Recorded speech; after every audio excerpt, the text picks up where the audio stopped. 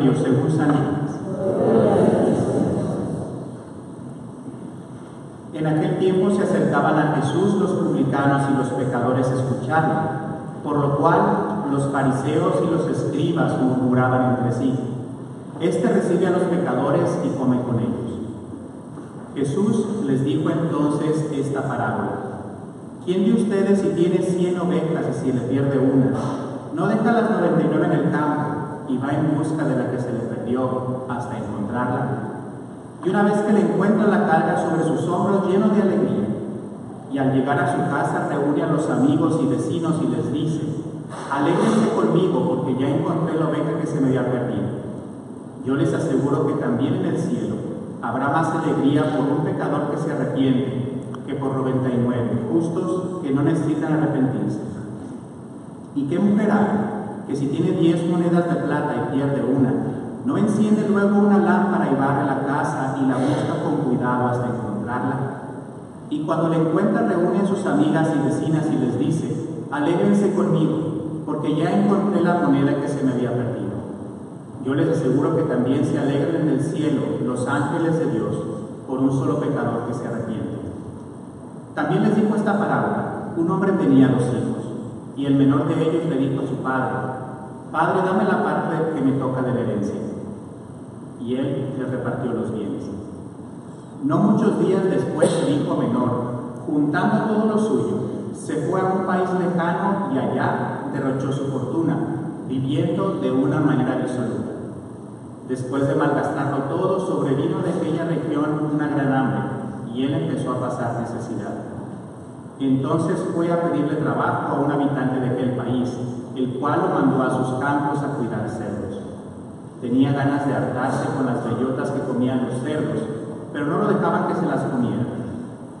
Se puso entonces a reflexionar y se dijo: ¿Cuántos trabajadores en casa de mi padre tienen pan de sobra, y yo aquí me estoy muriendo de hambre?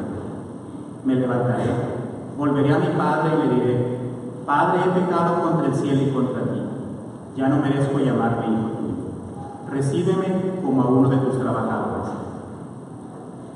Enseguida se puso en camino hacia la casa de su padre. Estaba todavía lejos cuando su padre lo vio y se enterneció profundamente. Corrió hacia él y echándole los brazos al cuello lo cubrió de besos. El muchacho le dijo: Padre, he pecado contra el cielo y contra ti, ya no merezco llamarme hijo tuyo. Pero el padre les dijo a sus criados: Pronto, traigan la túnica más rica y vístansela. Pónganle un anillo en el dedo y sandalias en los pies. Traigan el becerro gordo y mátelo. Comamos y hagamos una fiesta. Porque este hijo mío estaba muerto y ha vuelto a la vida. Estaba perdido y lo hemos encontrado. Y empezó el banquete. El hijo mayor estaba en el campo y al volver, cuando se acercó a la casa, oyó la música y los cantos. Entonces llamó a uno de los criados y le preguntó qué pasaba. Este le contestó: Tu hermano ha regresado, y tu padre mandó matar el becerro gordo por haberlo recobrado sano y salvo. El hermano mayor se enojó y no quería entrar. Salió entonces el padre y le rogó que entrara, pero él replicó: Hace tanto tiempo que te sirvo, sin desobedecer jamás una orden tuya, y tú no me has dado nunca ni un cabrito para comérmelo con mis amigos. Pero eso sí, viene ese hijo tuyo, que despilfarró tus bienes con malas mujeres, y tú mandas matar el becerro gordo. El padre repuso: Hijo, tú estás siempre conmigo y todo lo mío es tuyo. Pero era necesario hacer fiesta y regocijarnos, porque este hermano tuyo estaba muerto y ha vuelto a la vida. Estaba perdido y lo hemos encontrado. Palabra del Señor. Gloria a ti, Señor Jesús.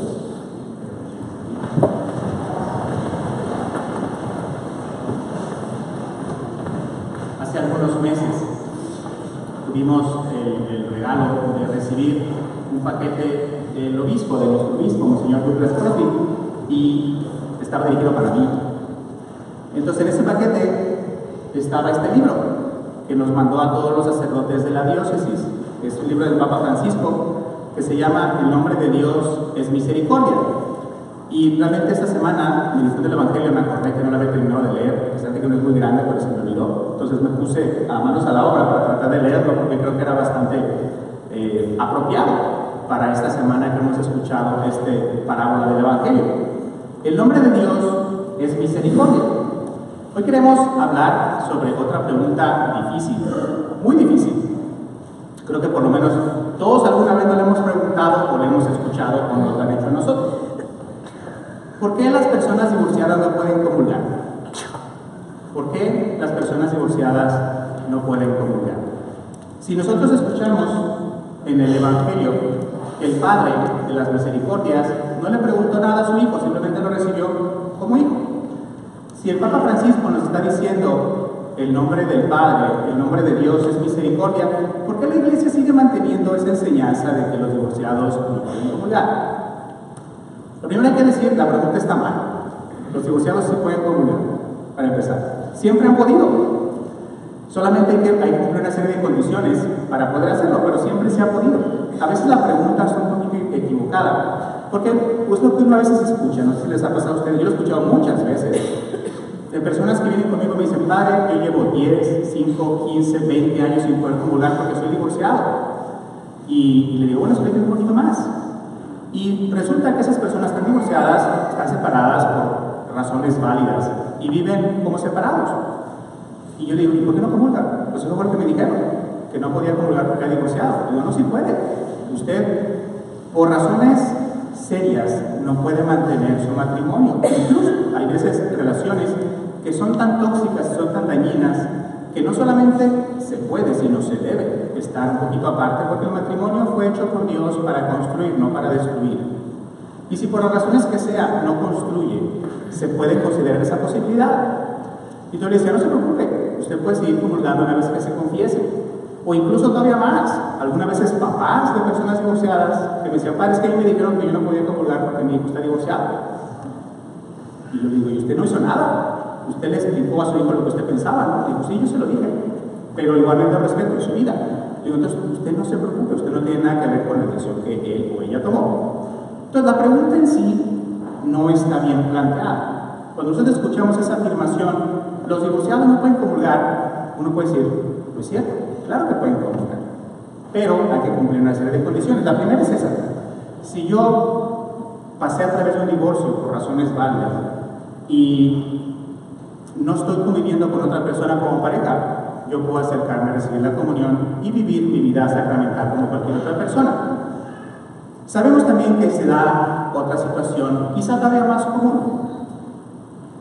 Uno pasó a través de matrimonio sacramental o un matrimonio civil, quizá las dos miembros de la pareja después se encuentran y después, durante esa situación, se encuentran con Dios y se preguntan, bueno, yo quisiera poder acercarme más a los sacramentos de Dios. ¿Por qué no puedo hacerlo? ¿Por qué se me cierra la puerta? ¿Por qué, si el nombre de Dios es misericordia, por qué se me dice a mí que no puedo? Y en realidad la respuesta no es no puedes. La respuesta es sí puedes, pero hay una serie de condiciones. Y como las condiciones implican cosas de adultos, por eso esperaba que hubiera muchos niños. Por eso lo esperamos hasta hoy para tratar este tema.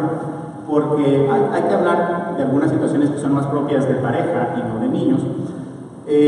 Pero sí se puede, y eso es lo primero que hay que mantener. La puerta de la casa del Padre no está cerrada para nadie. El Papa Francisco nos recordaba apenas hace unos meses, y lo van a encontrar en el boletín, un texto donde dice: es importante recordar que una persona divorciada y quizá vuelta a casar no está excomulgada. Eso a veces uno lo escucha o en la práctica se vive. Si una persona que está en situación dice, es que yo ni siquiera puedo parar a la iglesia porque no soy bien recibido. Y a lo mejor nosotros a veces, los que estamos aquí dentro, podemos tomar la postura del hermano mayor de la parábola. Nosotros siempre estamos aquí, hemos hecho el esfuerzo de mantenernos fieles a Dios, y cuando viene nuestro hermano menor, que a lo mejor se destraba un poquitito y regresa, porque es un momento de regresar, uno le dice no. Y uno le dice al Padre, y es ahora que regreses, hijo tuyo, que despilfarró tu dinero con malas mujeres, lo recibes así nada más. Y a lo mejor a nosotros nos falta dejarnos llenar de la visión y del corazón del Padre Dios. Nuestra visión del Padre a veces puede estar un poquito perturbada por nuestra experiencia del Padre paterno, pero recordemos que el Padre Dios es otra cosa. El Padre siempre tiene las manos abiertas y el corazón abierto para todos. ¿Por qué? Los que son papás lo saben. Tú nunca dejas de ser hijo, pase lo que pase. Tú puedes sentir que ya no eres hijo porque fallaste a tus padres, pero tus padres saben que tú siempre serás hijo. A lo mejor te toca una regañada a la primera vez que fallas, o la segunda, la tercera, la cuarta, pero con el tiempo tú vuelves y te hacen sentir tu dignidad de hijo. Si eso pasa en un ambiente humano, ¿cuánto no pasa en un ambiente de Dios? Aunque nosotros nos hayamos equivocado, nunca dejamos de ser hijos, nunca lo dejaremos de ser. Aunque tú te sientas como el hijo de la parábola, Padre, ya no soy digno de ser llamado hijo tuyo, trátame como uno de tus esclavos.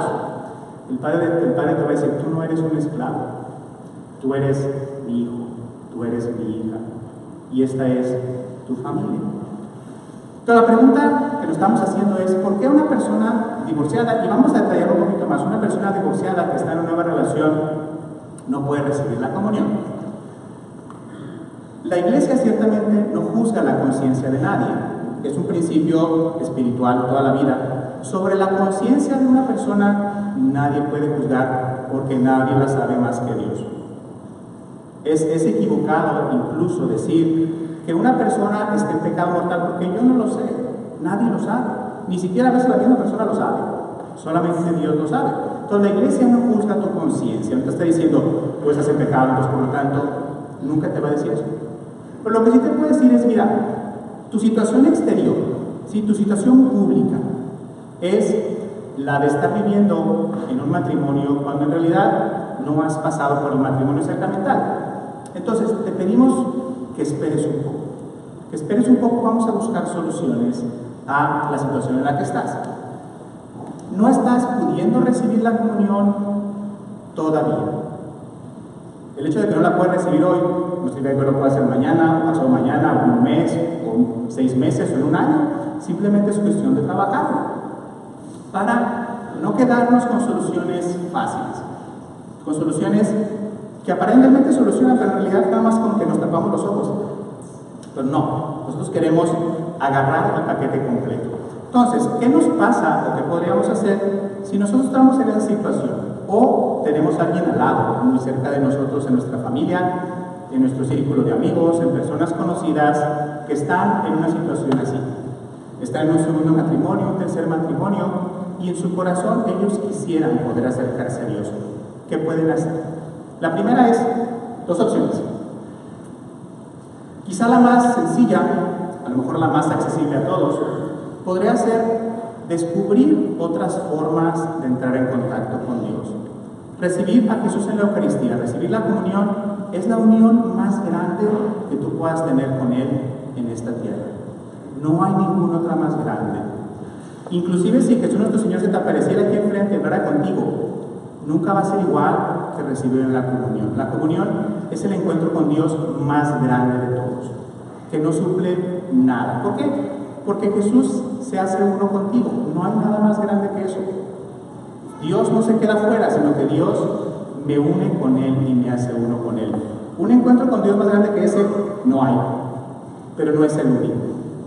Hay otras formas de encontrarnos con Dios que a veces desgraciadamente no conocemos o no cultivamos y nos quedamos solo en eso, y el problema se queda entonces, comunión sí, comunión no. ¿Por qué no la comunión si es el único camino que tengo para encontrarme con Dios? Y no, la comunión es la cumbre de la montaña, es la punta, pero tenemos toda la montaña en nuestra relación con Dios. Hay muchas maneras de encontrarnos con Dios que quizá en nuestra iglesia, en nuestra cultura católica no hemos cultivado tanto. A veces no nos acercamos lo suficiente a la palabra de Dios, o a la adoración del Santísimo Sacramento, o a los actos de devoción, a la oración, al servicio, a la caridad. Tantos medios de encontrarnos con Dios. Hace apenas unos días me compartí el testimonio de una pareja que llevaban ya varios años en esa situación. Ellos se habían casado por la iglesia, habían tenido un segundo matrimonio, o sea, se casó cada uno por su lado, después se encontraron, se conocieron, y en esa situación se encontraron con Dios. Dios tocó su corazón y ellos dijeron, bueno, ¿cómo podemos nosotros recibir a Dios si estamos en una circunstancia y no la podemos cambiar? Y ellos dijeron, ¿por qué no vivimos lo que Jesús nos enseña en el Evangelio de San Mateo al final? Y ellos lo que hicieron fue eso. Se dedicaron a servir a los enfermos en los hospitales. En el tiempo que tenían, van a los hospitales y ahí sirven al enfermo. Y ellos dicen, nosotros ahí hemos encontrado a Jesús. No lo podemos recibir en la comunión, pero ahí lo encontramos a Él. ¿Por qué? ¿Qué es lo que dice Jesús al final del capítulo 25 del Evangelio de San Mateo? Todo esto que hiciste con uno de los hermanos míos más pequeños, a mí me lo hiciste. No es solo tú hiciste una obra grande, a mí me lo hiciste, me tocaste a mí, tocaste mi corazón.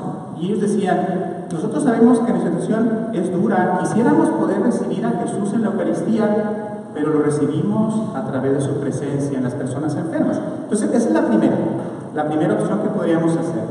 ¿Por qué no buscar a Dios por otros caminos mientras preparo lo que haga falta preparar? Para si Dios quiere un día, ojalá pronto, pueda recibirle en comunión.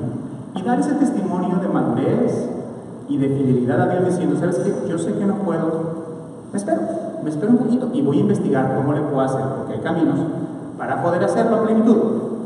Esa es la primera. La segunda es la más, digamos así, quizá la más ideal, la más hermosa, pero también la más difícil. Y esto nos puede ayudar también otro ejemplo de una pareja que hace poquito se presentaron del Papa Francisco en un encuentro de familias y ellos expusieron su testimonio. Ellos decían que lo mismo, se casaron siendo muy jóvenes, después por situaciones diversas se divorciaron los dos de sus respectivos matrimonios, se encontraron después, sintieron el deseo de Dios en una peregrinación a Tierra Santa que hicieron y comenzaron a buscar opciones. Y los dos se dieron cuenta que era posible encontrar o, digamos, hacer la investigación de la nulidad de sus matrimonios. Pero el proceso tardó 6 años. En ese momento era mucho más largo. Y ellos decidieron, ¿sabes qué? Es tanto nuestro deseo de recibir la comunión que vamos a abstenernos de intimidad como pareja para poder recibir la comunión. Y se abstuvieron de su intimidad como pareja por 6 años. No es fácil, no es para cualquiera. Ellos lo sintieron que lo podían hacer y que lo querían hacer. Señoras, si alguna está diciendo, yo sé que ustedes pueden, los hombres muchas veces no podemos. Y hay que aceptarlo. A veces cuando uno tiene que tomar una decisión así, se tienen que hablar las cosas y decir, oye, ¿podemos o no podemos? ¿Queremos o no? Bueno, sí queremos, pero no podemos. ¿Qué hacemos? Hay que crecer en la comunicación. Esta pareja fue lo que hizo, lo logró y lo hizo. Después, gracias a Dios, sus trámites fueron positivos y hace unos meses apenas recibieron el sacramento del matrimonio. Santa paz para todo lo que queda de su vida. Encontraron la solución. Entonces, la respuesta a nuestra pregunta se va un poquito aclarando. No es cierto que un divorciado vuelto a casar no pueda recibir la comunión. Lo puede hacer siempre y cuando se cumplen una serie de condiciones, o también puede intentar decir, ¿sabes qué? Yo no veo ahora que se pueda el proceso, no veo ahora que se pueda mantener esta castidad matrimonial, voy a buscar a Jesús por otro camino. No voy a quedarme solamente comunión sí, comunión no. Voy a explorar el resto de la montaña de mi fe. La siguiente semana, si Dios nos da licencia, vamos a ver la segunda parte complementaria de esto, lo que se conoce como un trámite de nulidad. Hemos escuchado un poquito todos, creo yo, la existencia de este proceso, pero vamos a ver qué significa, qué implica, qué posibilidades tiene. Eso creo que es el camino que todas las personas que se encuentren en situación deberíamos poder explorar. ¿Qué es lo que puedo hacer para investigar si mi matrimonio puede ser declarado nulo o no? Entonces, la semana que entra vamos a hablar sobre eso, no se lo pierdan. Quisiera en esta humildad terminar con una pequeña oración. No siempre nosotros podemos recibir la comunión, no solamente por esa razón, sino por muchas otras. En algún momento quizá no podemos recibir la comunión, pero lo que sí les sugeriría hacer es mantener en su corazón la conciencia de que siempre podemos hacer una comunión espiritual. Si no podemos hacer una comunión física, siempre se puede hacer una comunión espiritual. En el boletín van a encontrar el texto de esta oración que les invito a usarla cada vez que lo necesiten. Creo, Jesús, que estás realmente y verdaderamente en el cielo y en el santísimo sacramento del altar. Te amo sobre todas las cosas y deseo vivamente recibirte dentro de mi alma, pero no pudiendo hacerlo ahora sacramentalmente, ven al menos espiritualmente a mi corazón. Y como si ya te hubiera recibido, me abrazo y me uno a ti. Señor, no permitas que jamás me separe de ti. Amén.